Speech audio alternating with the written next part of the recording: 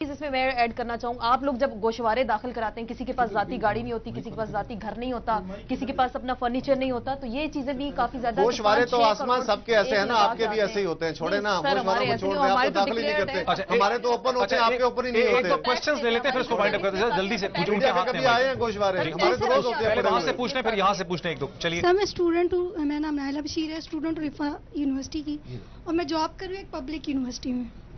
وہاں پر ایڈمیشن کے لیے اور وہاں پر جاب کے لیے منسٹری سے فون آنا ضروری ہے، اور آپ کو ایڈمیشن بھی مل جائے گا، اور آپ کو 17 اور 17 سے ابو جاب بھی مل جائے گی۔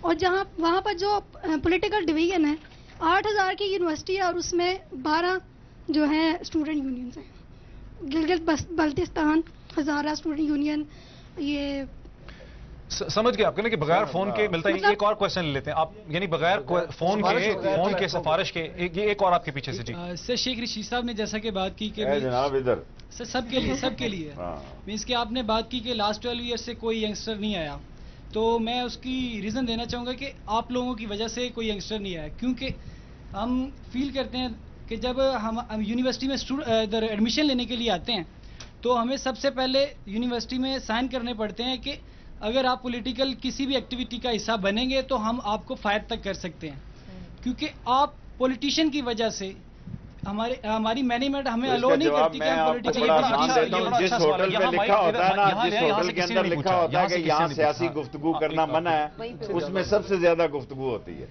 یہ جو بہت ساری یہ لوگ کہتے ہیں صاحب میں سے بہت سے اسٹوڈنٹ اس لیے نہیں آئے کہ ان کے کاؤنسلر بھی میں تصدیق کرتا تھا کہ I know this gentleman, he is not involve in politics, he is not the member of any political party. اب یہ انگریز کا کلچر چل رہا ہے۔ اس کے علاوہ بات یہ ہے کہ علاقائی جو تحریکیں ہوتی ہیں ان کی بھی اپنی یونینز بنتی ہیں۔ میں نے پہلے کہا کہ جب آپ کا پولیٹیکل کلچر مضبوط ہوگا، پارٹیاں سٹرانگ ہوں گی، تبھی یہ ڈویژن بنے گی نا۔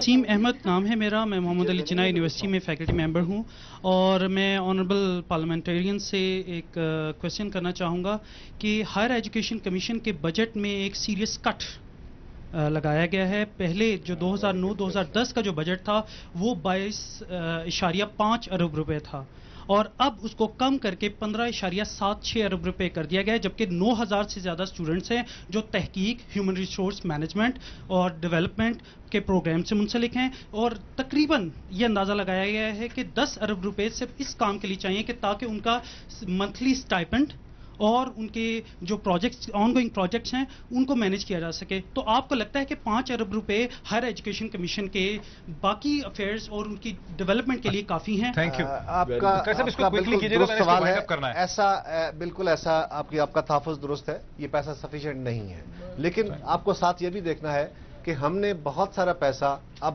فیڈرل گورنمنٹ سے، ایجوکیشن کے سیکٹر سے نکال کے ڈیوالو کر دیا، اب ہم صوبوں کو زیادہ پیسہ دے رہے ہیں۔ اس سال ہم پچھلے سال سے تقریباً 200 سے زائد ارب روپیہ صوبوں کو مزید دے رہے ہیں، اس لیے کہ اب یہ محکمے فیڈریشن سے ختم ہو کے صوبوں کے پاس جا رہے ہیں۔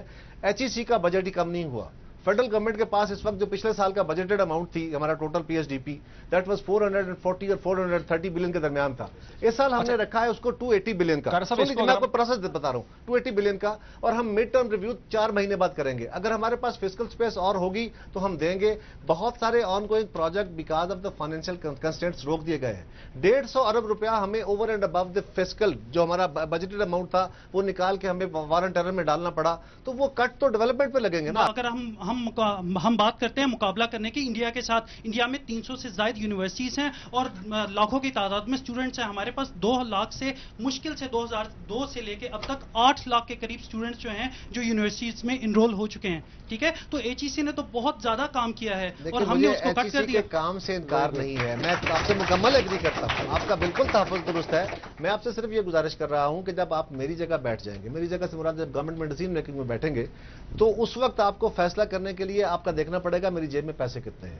میں نے عرض کیا تھا کہ آپ کے پاس پچھلے سال بجٹ میں 430 ارب روپیہ تھا، اس سال 280 ارب روپیہ ہے، تو وہ کٹ سارے محکموں پہ لگا ہے، میرے ڈپارٹمنٹ پہ لگا ہے، ایجوکیشن پہ لگا ہے، ہیلتھ پہ لگا ہے، آن گوئنگ پروجیکٹس پہ۔ لیکن اس کا ہم نے کیا ہم نے یہ کیا ہے کہ 4 مہینے بعد ہم اس کا مڈ ٹرم ریویو کریں گے اور جہاں ہمارے پاس فسکل سپیس ہوگی ہم پیسہ اس پہ ٹرانسفر کریں گے اور بہت سارا پیسہ بھائی اس سال بہت سارا پیسہ کی مجبوریاں وقت کی سوال اس طرح کا بہت سارا پیسہ ہمیں ٹرانسفر کرنا ہے صوبوں کو, وہ بھی ایجوکیشن کے اوپر خرچ ہونا ہے. میں یہ چاہوں گا کہ لاسٹ کم از کم کوئی اتنا تو کہہ دیں کہ آپ لوگوں کے پاس کوئی سولوشن بھی ہے کہ ڈیولپمنٹس پہ کٹ لگوا کے یہ HEC کو ڈیمانڈز پوری کرنی چاہیے تاکہ ہمارے ملک میں پڑھے لکھے کوشچن نہیں لے پائیں گے, کوشچن نہیں لے پائیں گے. اس کی وجہ یہ ہے کہ وقت ہمارا بالکل ختم. ہم شیخ صاحب آپ ہمیں بتائیں وے فارورڈ کیا ہو سکتی ہے؟ آپ نے تو مایوسی کی باتیں بھی کر دی ہیں, لیکن وے فارورڈ کیا ہو سکتی ہے؟ آخر کوئی راستہ تو ہوگا نا آگے نکلنے کا ہمارا. نوجوان زیادہ سے زیادہ لکھیں, میڈیا میں, پرنٹ میڈیا پہ آئیں. This will be my personal request also کہ جو نئے آئیڈیاز ہیں, انٹرنیٹ نیا آ گیا ہے, اس سے جو ایک اچھا اسکیچ بنا کے کرنٹ ایشو پہ یہ اپنا فورم بنائیں اور ایکٹیولی پارٹیسپیٹ کریں. جتنا زیادہ کتاب نصاب سے باہر آئیں, نصاب پر بھی توجہ دیں جو کہ ان کی پریپریشن کے لیے بہت ضروری ہے.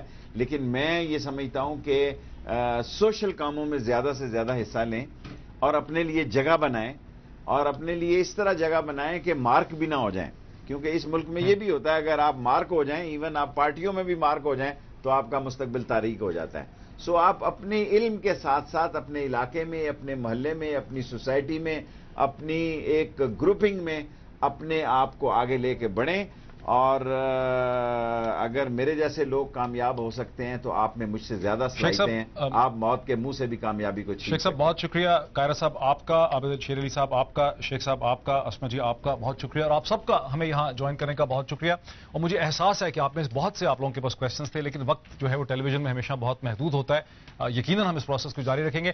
ناظرین, ہماری ایک ہمبل کوشش تھی اس پروگرام کے اندر کہ پاکستان کے سیاسی پروسیس کو, پاکستان کے ڈیموکریٹک پولیٹیکل پروسیس کو جو 2.5 سال سے چل رہا ہے, اسے پاکستان کے طلباء جو یونیورسٹی کے لیول میں ہیں, جنہوں نے اس ملک کی باغیں سنبھالنی ہیں, وہ اسے کیسے دیکھتے ہیں, یہ پروسیس کس حد تک وہ سمجھتے ہیں کہ اس کا حصہ ہے, کس حد تک یہ پروسیس ان کو ریپرزینٹ کر رہا ہے. یہ ہماری پہلی کوشش تھی. یقیناً ہم اس کوشش کو جاری رکھیں گے. دیکھتے رہیے بہتر سے بہتر تجزیے کے لیے دنیا ٹوڈے. بہت شکریہ.